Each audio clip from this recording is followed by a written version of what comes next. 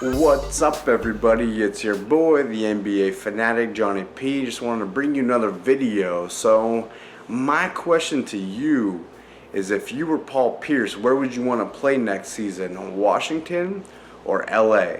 And then for the sake of this video, I want to talk about the Clippers, because I think Paul Pierce going to Washington was great. It proves that that boy can still play. If you saw what he did throughout these playoffs, I swear that every game he was hitting a buzzer beater. I swear. And seeing him playing with John Wall, because I respect John Wall, I think it's a really good tandem. But this, for the long haul, it doesn't fit, because Paul Pierce is going to retire soon. And I'd like to see a few more established younger players play with John Wall, as opposed to somebody right on the edge of retirement. So let's just talk about the Clippers for a second. I wrote down their starting five, and I want you to pay attention to this. If you had Paul Pierce go to the Los Angeles Clippers, your starting five, you would have as your point guard none other than Chris Paul, CP3. Your shooting guard, you would have JJ Redick, and his backup could be Jamal Crawford. That's huge. Small forward, Paul Pierce. Power forward, Blake Griffin, and if DeAndre Jordan stays in LA, DeAndre Jordan.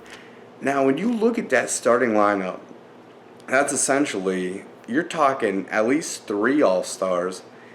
I'm not including JJ Redick or DeAndre Jordan, but those two players are fantastic, and DeAndre Jordan, I swear, is getting better. That guy is playing so huge.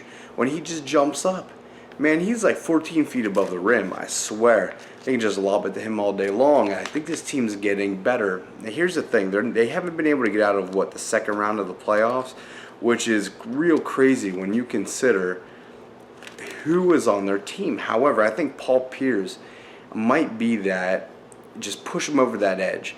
He brings just that fire to the team, just like essentially Washington. Like, people knew they were going to make the playoffs, but they did pretty well.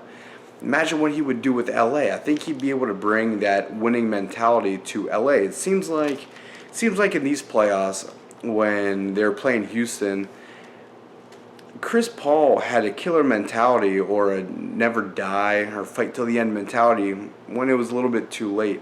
I think Paul Pierce would bring another aspect to the team, just bring another way of looking at things, because the Clippers, as good as they could be, they're just not what they have so much more potential.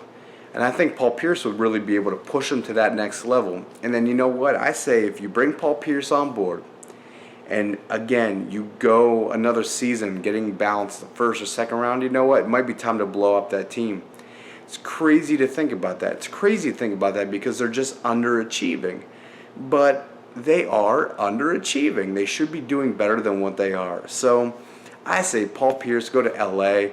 It's tough out there in that West. It's real tough out there in the West. And maybe it's just because he was in the East that he was doing so well, but I say give it a shot. Plus, you got to think, his connection with Doc Rivers, I think that would be great. Doc Rivers knows what he's getting and knows how to incorporate him in this team. And he'd be able to talk to Paul Pierce on the side and say, hey, this is what my team needs to hear. Go out there and teach. So it's going to be really interesting to see what happens. I'm looking forward to this offseason, seeing what these teams are going to draft, seeing who these teams are going to pick up. And with that being said, thanks for tuning in. Thanks for paying attention. Thanks for supporting me. Don't forget to like, comment, share, subscribe, and I will catch you all in the next video. Bye-bye.